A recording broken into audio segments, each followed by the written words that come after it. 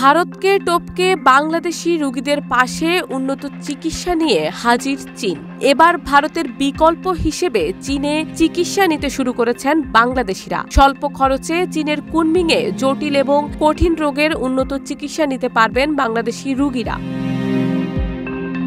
ইতোমধ্যে চীনে চিকিৎসা সেবা নিতে বাংলাদেশি রোগীদের প্রথম দলটি কুনমিংয়ে পৌঁছেছে। এতদিন বাংলাদেশি রোগীদের একটা বড় অংশ চিকিৎসার জন্য ভারতের উপর নির্ভর ছিল, কিন্তু 5ই আগস্টের পর ভারত তাদের ভিসা প্রসেসিং সীমিত করে দেয়। এতে বাংলাদেশি রোগীরা সাময়িক অসুবিধায় পড়লেও পাশে দাঁড়ায় চীন। তবে এতে বড় লোকসান ভারতেরই হয়েছে, কেননা ভারতে বাংলাদেশি রোগীদের বছরে চিকিৎসা বাবদ খরচের পরিমাণ ছিল গড়ে প্রায় 6,000 কোটি টাকা। ভারতে চিকিৎসা নিতে যাওয়া বিদেশি রোগীদের মধ্যে প্রায় 70% বাংলাদেশি।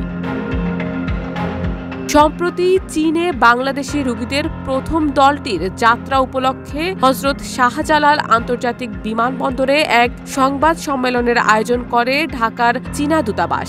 সংবাদ সম্মেলনে ঢাকায় নিযুক্ত চীনের রাষ্ট্রদূত ইয়াও ওয়েন বিমানবন্দরে সাংবাদিকদের বলেন, বাংলাদেশের রোগীরা চিকিৎসার জন্য নানা ধরনের সমস্যার মুখোমুখি হচ্ছেন। সে কারণে অন্তর্বর্তী সরকারের অনুরোধে সাড়া দিয়ে আমরা এই উদ্যোগ নিয়েছি। এর ফলে বাংলাদেশিরা খুব সহজেই চীনে উন্নত মানের চিকিৎসা নিতে পারবেন।